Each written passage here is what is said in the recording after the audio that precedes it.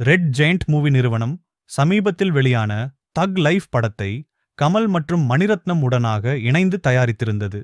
ஆனால் எதிர்பார்த்த அளவுக்கு வசூல் செய்யாததால் தற்போது மீண்டும் புதிய படங்களை தயாரிக்க உதயநிதி திட்டமிட்டு வருகிறார்.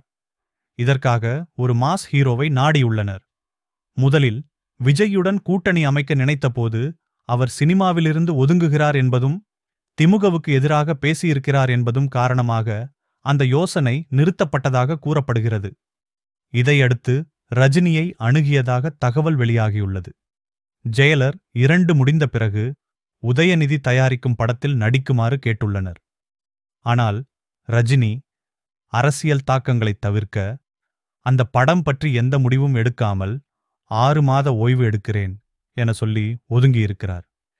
இது 2026 சட்டமன்ற தேர்தலை நோக்கி நடந்துள்ள ஒரு முக்கிய பின்புல அரசியல் நகர்வாக கருதப்படுகிறது.